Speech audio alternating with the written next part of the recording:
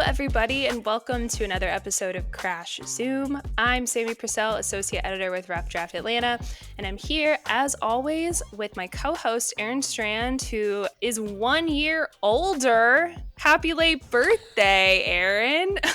Time has been flying this last week. Yes, I'm officially a year older, the ripe age of 24. Year of Kobe. It feels like a lot. I feel like a lot of responsibility on my shoulders, but I'm excited for it. It's hard being 24. Yeah, for sure. I can't speak from experience, but you know. Well, here, real talk. You know I'm 36 because I've actually made that joke multiple times over the last 24 hours, including as I introduced Withdrawal for like the encore screening yesterday or Sunday, which was on my actual birthday. And people in the audience actually did think I was 24. And they came up to me afterwards and to confirm that I had not made this movie at 24 years old because they were resentful and pissed. So that made me a little happy, but also a little concerned. Maybe I think they might need glasses. I'm concerned for their eyesight. It might mean that you should drop the skincare routine, you know? Like, it's looking good. Bro, my skincare routine is I have a giant tub of Vaseline with cocoa butter next to my bed, and I just kind of like smear some on before I go to sleep. Wow. Lucky you. That is my skin routine. But it's also like it's not working out great. I've got like this like weird bumps on the side of my nose and stuff like that. So I think it's probably time to maybe reassess the skincare routine. But I also I would like to get a little like I never see myself getting Botox or any sort of surgery or anything like that. I would like to go down leathery. What about you? Go down leathery? I feel like you got to get more sun for that to happen. You know, like I'm on my way. I tan really easily. Yeah, I mostly stay indoors, so it's not gonna help, you know. I'll be stuck with this pale complexion forever, which is gonna be great when you're older, but apparently not for you if you want to go out leathery. You want to go out like Matthew McConaughey style, you know. You gotta get to work. Well, no, it's not like I aspire to be leathery, but I would like if I end up leathery, that's okay. I'm not going to be working extra hard to de-leather myself. Or I see. Yeah. I think that's really more of my face goals. Maybe we should have made this a skincare podcast, but we didn't. We are here to talk about the movie industry. So if this is your first episode of Crash Zoom, welcome. I'm sorry you joined us so late.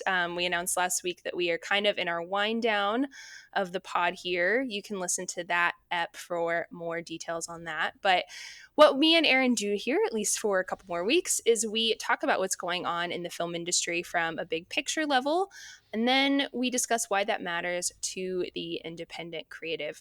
So just to jump right in here, we're going to talk about AI per usual. We always talk about AI on this podcast. But we haven't really talked about it in this sort of lens before, at least not in a while. Maybe we did like once upon a time ago. But this article is from 404 Media, and it's by Rosie Thomas. It's titled "Voiceover Artists Weigh the, quote, Faustian Bargain of Lending Their Talents to AI." So this article, I first came across it in the Daily's newsletter. Once again, giving the Dailies a shout out. They're great. If you're not subscribed, I would highly recommend. But this article sort of explores, they use Microsoft as an example, but I don't think Microsoft is the only tech giant doing this. Microsoft recently posted a job offering $80K for just 19 hours of work for a voice actor to help train its AI assistant. So this is a significant amount of money if you're in this line of work, even if you're not. And the kind of Faustian bargain that is mentioned in the title of this article is those 19 recorded hours will then generate thousands of hours of AI content, which could potentially eliminate future work for voiceover actors. So that's sort of the bare bones of this article. We'll dive into some of the more detailed stuff in a minute. But Aaron, just to get us started, what did you sort of think of this article and this, I guess, topic in general? Yeah, well, it's just there's so much of the story that's really quite sad. my first sort of thought here is that they yeah, like you said, they describe this as a Faustian bargain, which, if we were to remember, our story, our European lit education that we all, received in American schools, which is the idea of like essentially selling your soul for riches or power. In this case, you're selling your artistic soul, your sense of community among other actors for this big payout of 80K, but you know that your job is basically going to take away future jobs for everybody. But right. I feel this is a semantic debate here, but I see this less as a Faustian bargain and a little bit more as a prisoner's dilemma. And as somebody who's in an, and I don't really act much anymore, but, one of the things that I was always faced with is that, as an actor, as a voiceover actor, what have you, you're constantly making these decisions. You're saying, well, should I take a moral stance and not do this job? But does taking a moral stance do anything? And does that actually have any meaning? Because someone else is going to take it, right? So you end up in this position of like, well, should I go for this job? Hopefully, if I'm really, really lucky, I would get this massive payout. And because this process is going to be happening anyway, me not applying for this job is not going to stop this job from being filled.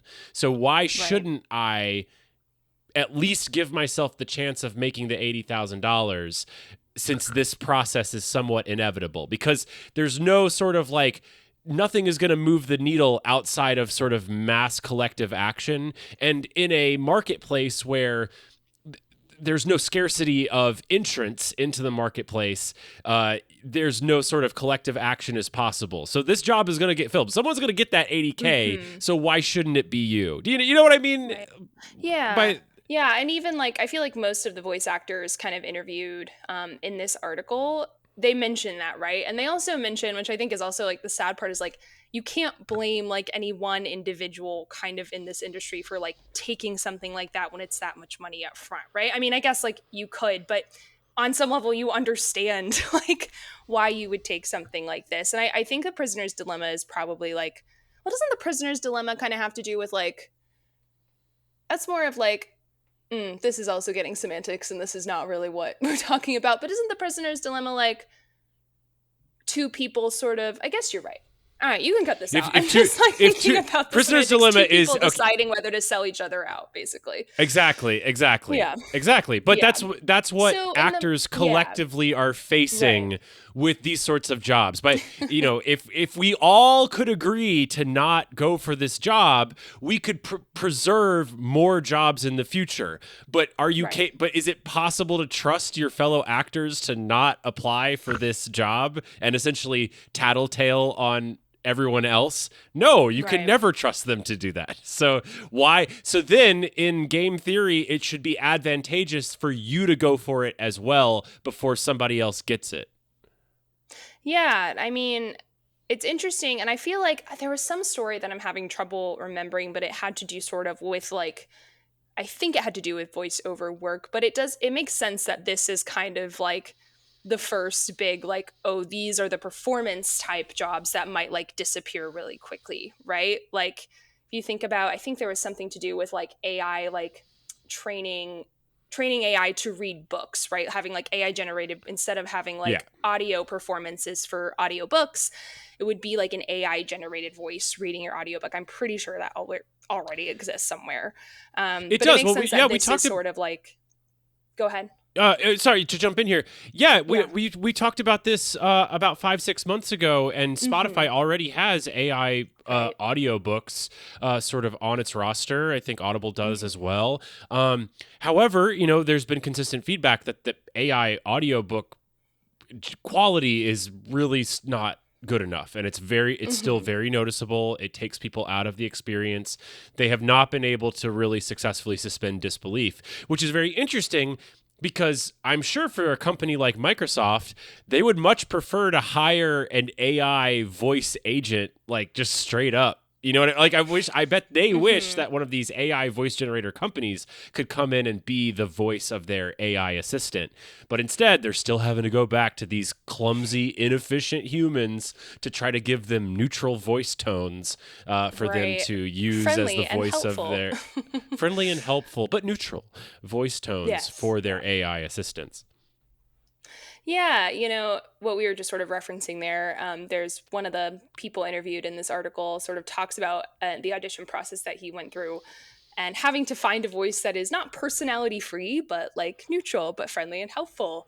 And he sort of talks about, he read a story, he read some recipe directions, but he was also asked to like affirm someone, which sent him this person. His name is Hunter Salling, who's an actor and comic based in LA. And he was like, the idea of like an AI affirming someone is what sort of sent him on like a little bit of a doom spiral.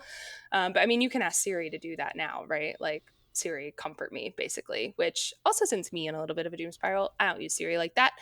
It makes sense that this is sort of like the first line of defense in AI when it comes to performance, is basically what I'm getting at. Because like there's no person to be there, and it's a lot easier to recreate a voice than it is a person. Yeah, absolutely. I wouldn't really call it much of a defense. It's more of like a first line of, paper standing in the way. Fair. One thing about this article that I did, a quality of this article that I did want to point out, and it really speaks to the Faustian bargain premise, which is that it's framed as this is a moral conundrum for voice actors everywhere. Do I go for the money? Do I not? Am I selling my soul? And there was a lot of focus on the sort of the artistic integrity and how more artistic you don't get artistic. Yes, we could go for the 80K for this Microsoft AI voice agent job, but it's not artistically fulfilling.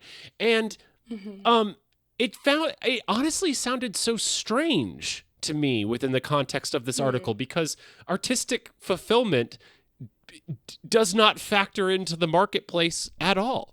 And in fact, nobody cares. The money certainly does not care about this at all. And the only people who care about it are the voice artists themselves. And in some ways, it's almost evidence of their further irrelevance within this setting. I'm not saying this is a good thing, but I couldn't help reflect on, like, as they're talking about, well, I just get so much more artistically fulfilled from doing cartoon voice work than AI assistant voice work. It sounded like people playing music on the bridge of the Titanic. Like, it's just crazy. Well, I kind of read that, and I'm like definitely reading into this a little bit. I read a lot of that talk of sort of like, there's a couple people who talk about kind of like the difference between auditioning for like an AI voice part for an assistant or whatever, and like doing cartoon work or whatever it might be. I almost took that as like a sort of like, and I'm not saying this in any bad way too, but almost like trying to find like a sort of justification for why it would be okay to like take this particular job because it's not artistic, if that makes sense. Like it's of like, that's like sort of how I read it. And I don't want to like, I'm not talking bad about anyone in this article. Like, this is a conundrum, as the article puts forth, and I don't envy anybody in this position. But I did like kind of all that talk. It read to me as like, well, I can sort of separate this out because it's not like they're asking me to do an AI read for like a cartoon that they're making or something that I would otherwise like consider more artistic. Yeah. That's a good point. It is a little, mental gymnastics kind of self-justification type of thing, which is all very understandable. And I'm not judging people for doing that.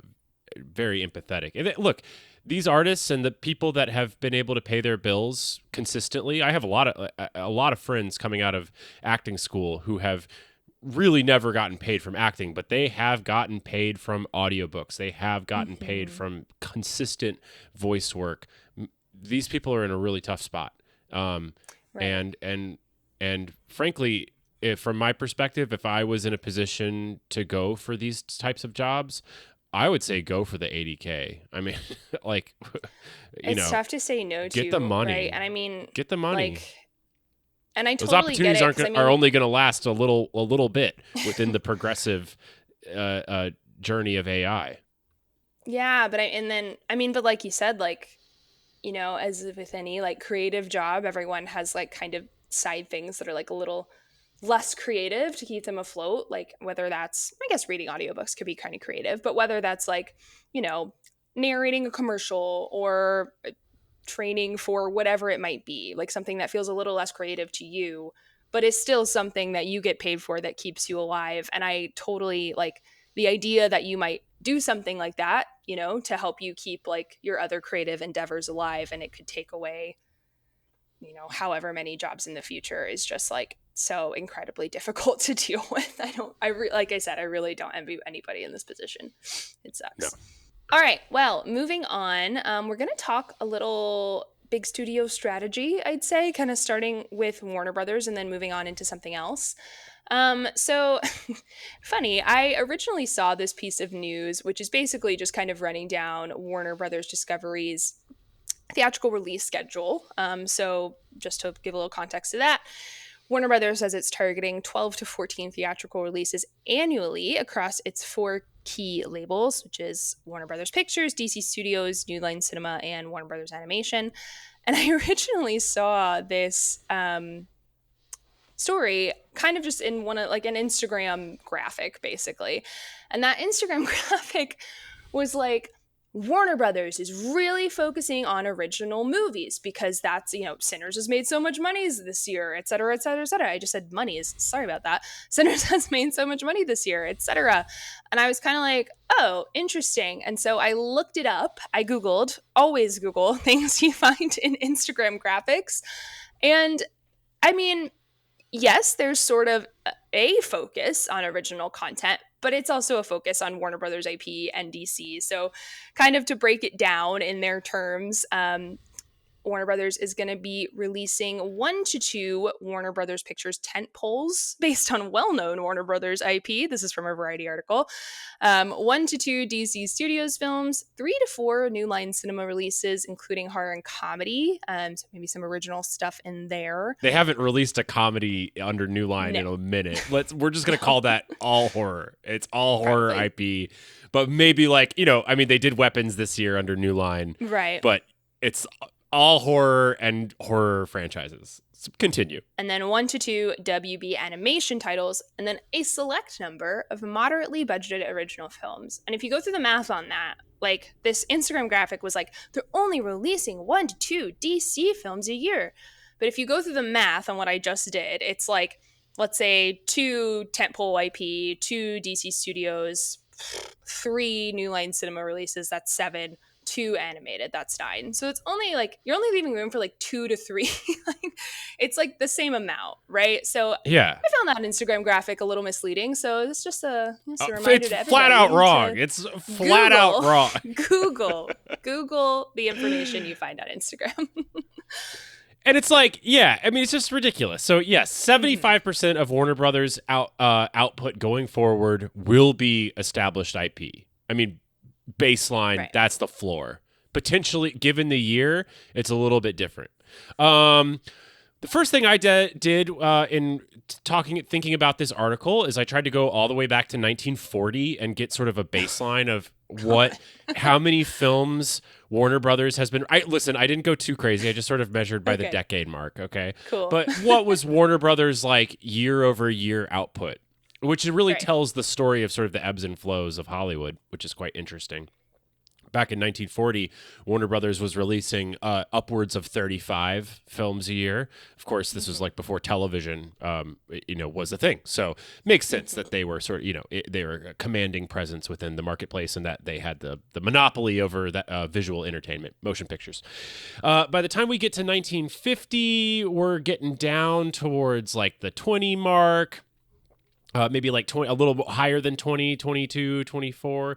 By the time we get to 1960, we're still around there. By the time we hit 1970, which, as if any of you are students of the history of this industry, the 1960s, even though we think of them as like this moment of creativity and some of the best films were made in the late 60s and of course early 70s, those creative films were only made because of the absolute crisis that Hollywood was in. and in 1970, I think Warner Brothers put out like 2 movies. Like they were literally releasing like nothing. By the time we get to the 1980s, we're getting around 12 to 13. Keep in mind, of course, different than today's standards because the majority of them were original films. Right. By the time we get to 1990, we're sort of on an upward trajectory. This leads all the way up to, they keep building momentum to 2019. Pre-pandemic, they released 22 films. So now, as Warner Brothers has become profitable, they've had this great year. They're settling into sort of what the future is going to look like. And the truth is that we're back to about 1980, 1981 numbers. 12 to 14 films a year. The big difference, of course, is that 75% is going to be IP, non-original stories. You know, speaking of that, mostly because I don't have much else to say about this besides the fact that this is like, I guess, proof that Pam and Michael, you know, our beloved Pam and Michael are doing a great job. Like, you know, Warner Brothers is like, they are. They had a great year. It's been a great year. I mean, I didn't see the Minecraft movie, but like, Sinners, Final Destination, Bloodlines, and F1, like all solid to, I think, really good. You know, like great year creatively and then also financially. But it's interesting that you bring up the sort of amount of movies going into theaters, because if we could kind of segue over to Paramount, which has been kind of slowly letting their strategy get out there in the wake of the Ellison takeover. So this was also in a recent newsletter from the Dailies. Shout out to the Dailies again. So there was a press conference in LA last week. Paramount, basically kind of the new execs, talked about what they're sort of hoping for as far as theatrical goes, so as far as movies go, and also as far as streaming television goes.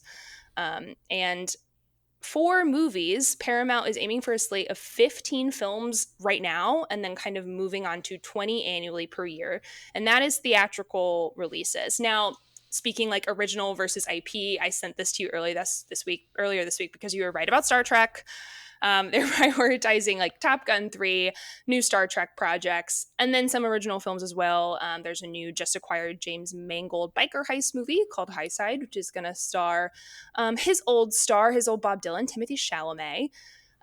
But they are prioritizing theatrical, which I think is sort of like the big, at least for movies, which is sort of the big kind of headline here. Cindy Holland, who we talked about last week, was quoted as saying, "Made for streaming movies are not a priority for me," end quote. And then there's a really funny kind of mention of here, co-chair of Dana Goldberg challenged the reporters at the press conference to name one live action streaming film that's had a real cultural impact. I was thinking, can you? Like, I was really trying to think about it. I was like, maybe I can now. Culture. How do we define cultural impact? Just I'm trying to I remember TV shows the week. That have. Of course, we can all think of TV shows that have. But as far as I do remember the week when everybody posted about Bird Box. Do you remember that? Yeah, that but movie. I didn't even watch that. You know, Me I neither. think I guess so. And maybe I can't think of anything. The conspiracy theorists loved that movie about the world shutting down that the Obamas produced for Netflix. What was that one called? Oh, the Ethan Hawke one? Yeah, the Ethan Hawke one. I thought that movie was pretty bad. I mean, I didn't watch it, but I wouldn't call getting the conspiracy theorist community excited necessarily cultural impact. I mean, some cultural impact, but no, they're right. I mean, they're spitting bars. Right. They're spitting bars. I'm glad. I enjoy Paramount's. I just enjoy the fact that everyone seems to be getting on the same page about they're really punching up to Netflix. Yeah. Mm-hmm. Oh yeah, for sure, and in more ways than one. So when I originally kind of posted this in here, Matt Bellany had tweeted that Paramount was trying to poach the Duffer brothers, who created Stranger Things, as you all know, I'm sure. So Cindy Holland, I believe, was at Netflix when that was greenlit, so she has a prior relationship with them. Yep, and it actually happened. So Aaron texted me today and was like, "You saw that this happened, right?" I was like, "Yes, I did." So the Wrap reported on August 14th that the Duffers will be leaving Paramount, or Netflix for Paramount. So, I mean, And I think at least, Matt Bellany in his sort of original discussion of it in his newsletter, they have apparently, reportedly, this from Puck, made a 9-figure offer to bring the Duffers over to make TV and also to make big budget movies for theaters. And that's something that Netflix obviously can't offer the people on its creative team. So unless you're Greta Gerwig, and even then you get like 2 weeks, right? Something like that. Oh, yeah. No, totally. Yeah. Oh, they are doing a K-pop Demon Hunters sing-along theatrical experience. I don't know if you saw this. Yeah. And I was like, guys, come on. Okay, you just threw out a lot of stuff. We got a lot of stuff to cover here. Where should we start, Sammie? Should we start with the Duffers? Should we start with the theatrical strategy? Where do we begin here? Let's start with the Duffers, because I think that can move into theatrical strategy. Okay, great. So yes, the Duffer brothers, they're leaving Netflix for Paramount. Now, they're still got like all these projects that they are committed to at Netflix. Yeah, like 2 separate non-Stranger Things series plus Stranger Things spinoffs. So like their company is still going to be very Netflix involved going forward. But for all of their primary focus and all of their new original storytelling, all of that will be Paramount exclusives. It's kind of crazy. We're back in the world of 9-figure exclusivity deals because the Ellisons are throwing money around. And they've already thrown, within the first week of the company, they've already spent $9 billion on South Park and UFC, and now they've basically spent another close to $1 billion on, we don't have the exact numbers. They haven't been released yet. But we're talking hundreds of millions of dollars, at the very least, on the Duffer brothers. Now, let me just preface the cultural impact of Stranger Things. I do not like Stranger Things. I do not like the Duffer brothers. These guys, to me, seem like such one-hit wonders that were beneficiaries of the Netflix algorithm. Oh, God, I really find them to be just derivative nostalgia porn that functions better as a meme than a story. But if I can give them credit, they are really good at writing for the meme. And you know what? They introduced an entire generation to Kate Bush, so how can I really complain? They did. That's true. But they write meme stories, and they're very good at it, and they have gotten better at it over the course of Stranger Things. So, despite me holding my nose at everything that they do, who's to say that they don't produce some really financially profitable stuff for Paramount? I mean, they might. The movie part of it is interesting to me because when was the last movie they released? Was 2015, 10 years ago, something like that. Yeah, and it was a direct to streaming movie, right. Wasn't it? WB, Warner Brothers, funnily enough, held it for a really long time and then kind of shot it out. Yeah. Well, that was back in the day before they were hot shit and before Stranger Things was such a successful show on Netflix. So so they want to level up their career, and of course the thing that everybody's talking about is that the real sticking point and why they jumped ship from Netflix over to Paramount is because Netflix could not guarantee them theatrical releases, and they wanted to do big theatrical tentpoles, and Paramount said, we are the new theatrical tentpole studio. We want to make 20 of these things a year, which I don't really believe is financially viable for them. But, right. But it's a lot. It's a dream for sure. They said it. So the Duffers want to make movies. I would not be surprised if the Duffers jump into Star Trek.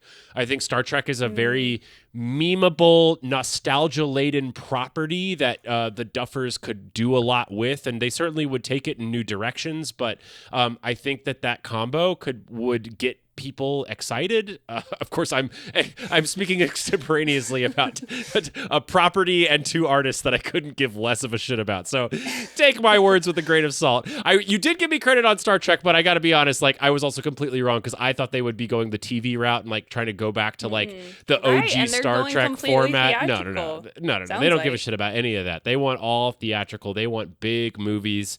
They want big events in the theater, and that's how they're appealing to artists. And look, all this speaks back to with the Ellison takeover of Paramount and all the drama at CBS News, and are they catering to Trump and all this sort of stuff, our first question was, how are they, it sounds ridiculous now, how are they going to get the artistic community on their side? And is the artistic community going to want to work with them? Well, if you money talks, bitch, like throw down the cash. And paying people a lot of money. 9 figures. It does a lot for the artistic community. So the artistic community seems to be very excited.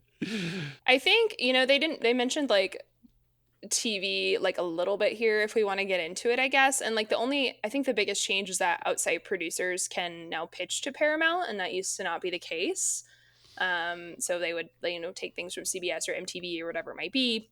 But now people can actually, like independent producers or other networks or whatever, can pitch to Paramount directly. So that's really the only update kind of on the TV side, as far as I can tell. But yeah. Paramount is really puffing their chest, and look, they're the new kids on the block. They have to. They're going to talk a big game. Yeah, we'll see how the rubber meets the road.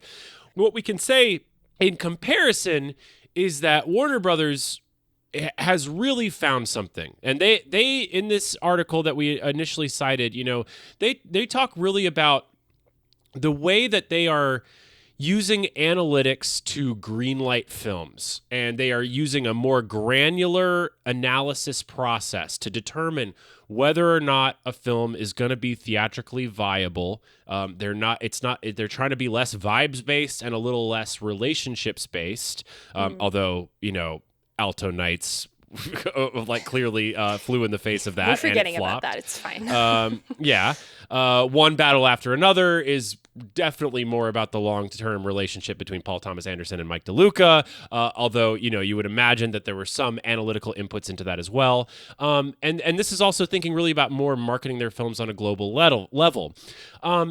It's exciting that Warner Brothers has figured out a strategy that works, and they are seeing the results. The fear is that once these heavy analytics are being applied to the actual art-making process, that you do begin the enshittification. And these things do have a way, the cart leads the horse, and it does real damage to the core product. And we see this like across the board. I mean, the NBA is a prime example of that. The sport has been completely analytics driven for years now, and viewership could never be lower. And in the early years of the analytics revolution, it was all very exciting. Viewership was never higher, but now it's enshittified the sport. The human element has been removed, and people find it less compelling. And that's the fear that I have with this sort of tactic on the Warner Brothers side. And I don't know if Paramount. I'm sure Paramount is looking to them as a method to follow. Right, and I mean, it's only been a year, right? And I mean, like this time last year, everyone was like, Warner Brothers is in the shitter. It's over. It's over. I think Zaz even has a quote in here. He's on a call with analysts and was like, "We were in last place. We used to be last. Look at us now." Yeah. We're second. But yeah, almost first after Disney. But yeah, it'll be interesting to see how it, I guess, continues to evolve. And this kind of going back to the Paramount thing, the idea of like, it's funny, Cindy Holland worked for Netflix. Like the idea of giving out these sort of big exclusivity deals feels very like early days of Netflix coded, like Ryan Murphy and Shonda Rhimes. Right. And, look at how that's all ended up. So, it'll be interesting to see how this all plays out in the long run. But we won't know until hanging over the whole thing is the rumor mill has been churning again that perhaps Warner Brothers and Paramount are talking merger. So we could be looking at like this, instead of a budding rivalry between two theatrically focused studios getting their mojo back, we're actually looking at the setup for a merger, because these two companies were in talks of merging back in 2023. The deal eventually fell through because of the debt load. If they were to merge, they would be looking at I think somewhere around like $50 million in debt that would be joined together, which is just a burden that neither company could really throw off. But now that Warner Brothers Discovery has split off their debt and sent it sailing away along with the dying cable assets, there is talk, and Matt Bellany has even reported of some of the rumors that potentially a handshake deal might already be in place. What do you think about that? God. I don't know if I have room for another merger in my brain right now. So, I mean, we'll see. That would be something for sure. Do you think it's going to happen? I don't know. I mean, I would imagine that Zaz would want it. I think that for all of his sort of peacocking around about being a Hollywood media mogul, if an offer came for a major cash out, I think he'd take it. Like, boom boom. Yeah, who cares whose desk he has? He's all about that money. Yeah. Whose desk did he have? I can't remember. He has Jack Warner's desk. Yeah. He got it out of storage so he could sit behind it and get all those good smells. So I think he would want it. I don't know. I mean, that would be really risky. I mean, I'm just like thinking it out, in my little brain of what do I know in real time. I think that would be, on the one hand, it would be such a baller move from a PR level and really sort of announcing like, hey, this is now officially, this is like, it's no longer the streaming wars. It's now like, it's the streaming versus theatrical wars. And we are gearing up and putting all of our guns together to take on this behemoth in Netflix. And it would, in that level, it would be really exciting, but it's like, I don't know if they really have the resources to go to war with that. What do you do with the sort of back catalogs of all these companies, and how do you manage them? How do you bring the streaming services together? How do you, you certainly, if Warner Brothers wants to do 12 to 14 theatrical releases a year and Paramount wants to do 20, you're not going to all of a sudden join together and up your theatrical releases to 34. So, and what's the financial, what is the point where a mega company like that could be financially successful when you're also having to do these massive capital expenditures to compete with the big boys on the block, Netflix, Disney, and YouTube? I don't know. Yeah, I don't know. I guess we shall see, but I would be a little shocked. I'm not going to lie. At least if it happens like anytime soon, if that makes sense. Like, I think we might, if there's a handshake deal, Matt Bellany, I'm sorry for doubting you, but that would be wild. All right. Well, let's talk a little bit about the WGA and particularly their sort of relationship to YouTube creators. So Variety reported recently, also just a side note from me, I believe I said the Warner Brothers article was a Variety article. It's actually a Deadline article. So just wanted to make sure that was clear. This is a Variety article. Huh? Yeah, I know. Same company. Who cares? That's fine. It's a Pinsky article. So this article is from Variety, and it's about the WGA's contract priorities as the 2026 negotiations start to loom. So there's not a lot of stuff in here, but there's some other stuff in here besides the YouTube stuff, but that's what I kind of want to focus on. So the Guild is aiming to think about organizing YouTube creators. So it's turning its attention to organizing writers who work on YouTube shows.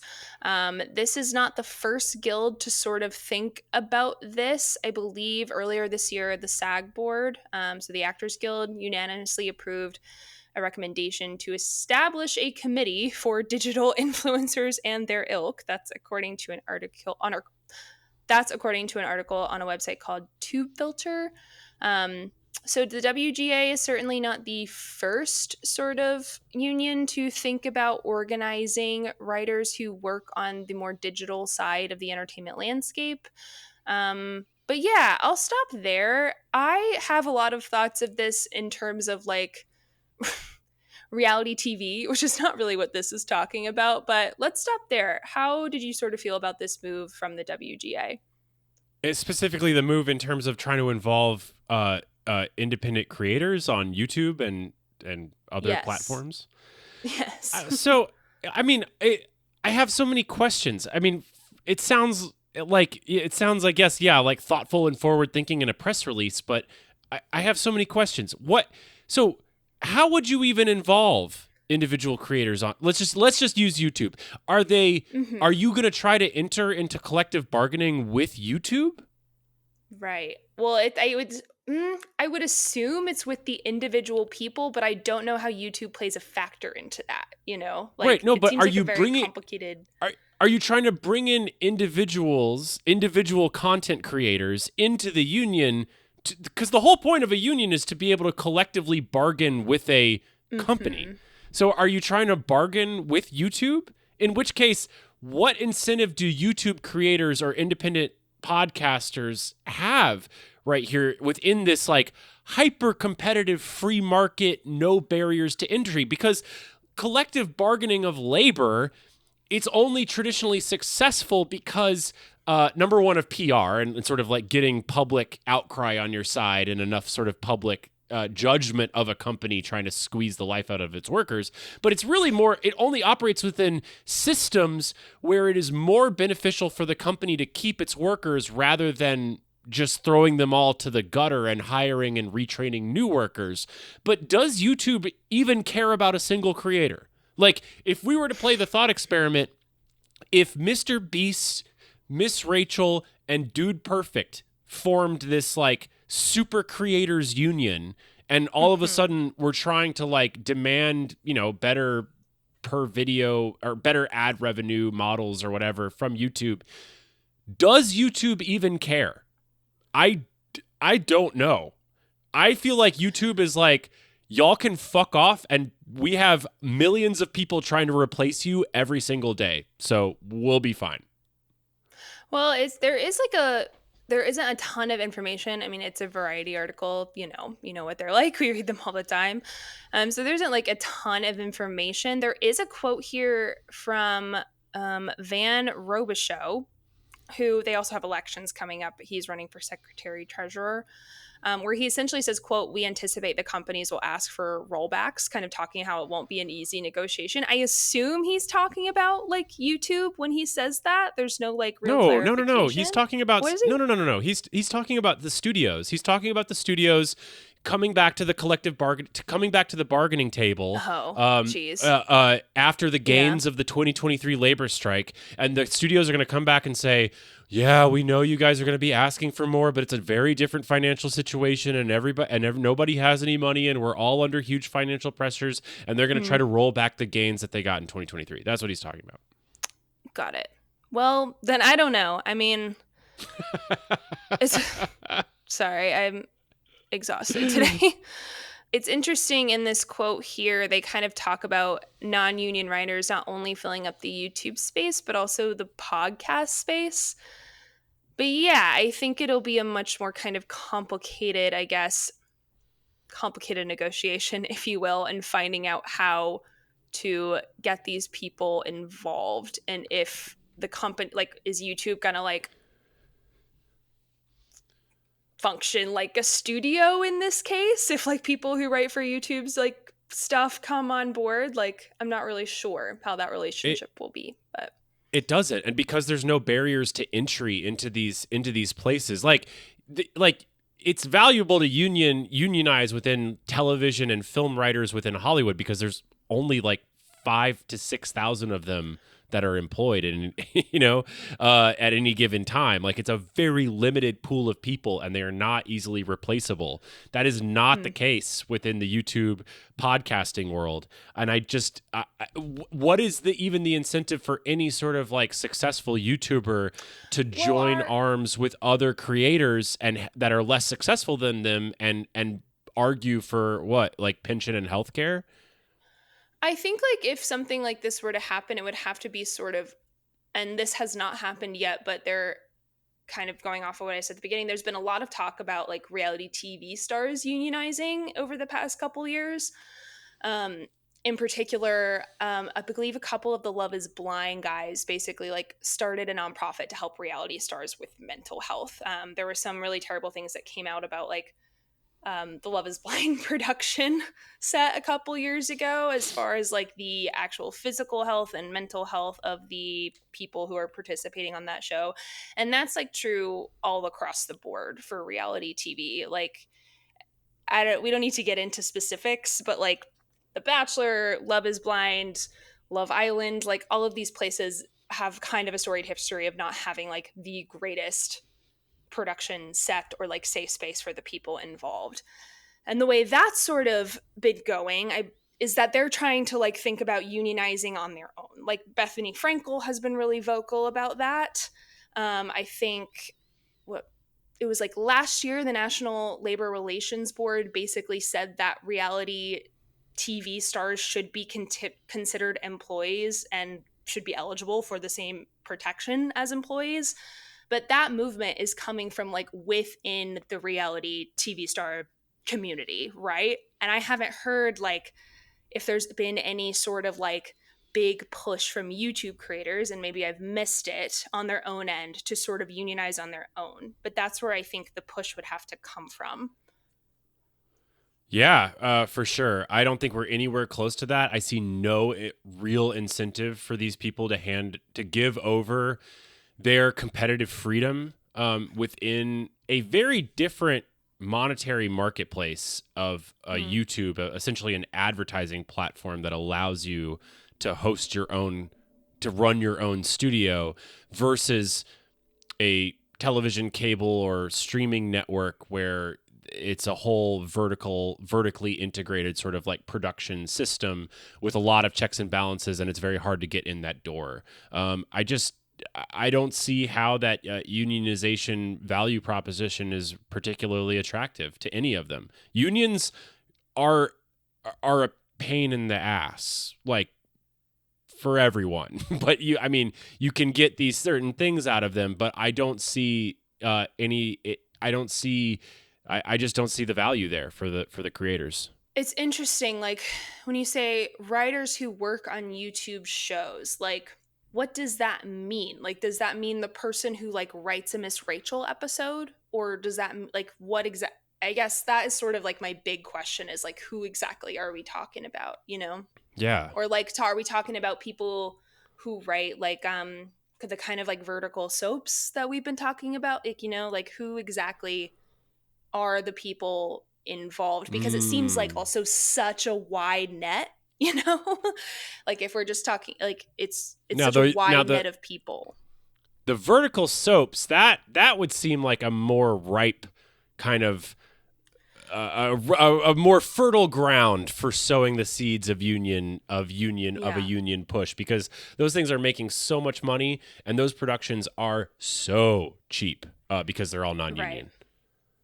And I do think like YouTube is obviously like the big name here, but in the small quotes that we sort of get about it, it seems that they're thinking beyond YouTube as well. Like again, the mention of the podcast space, but I wonder how wide they're going to sort of like cast this net, if that makes sense.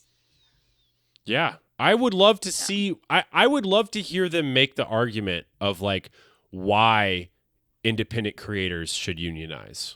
Like what's in it for the independent creator? The union really would love like an influx of cash, an influx of manpower, an influx of influence.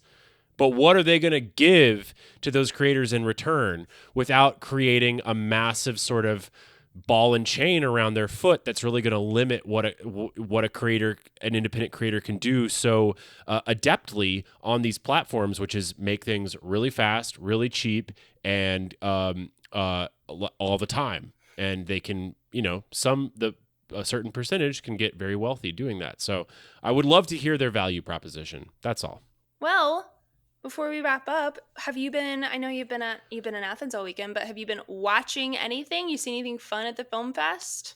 Well, yeah, I did see some fun things. I want to shout out, I really want to shout out a new friend, Will Sterling, his movie, A Cell Phone Movie, which The premise is that like he's an a longtime actor, and so the film is about an actor, a struggling actor, who makes a movie on his cell phone, and this filmmaker shot this movie on his cell phone, and it's this kind of meta comedy about struggling actors and pursuing your dreams and all this sort of stuff.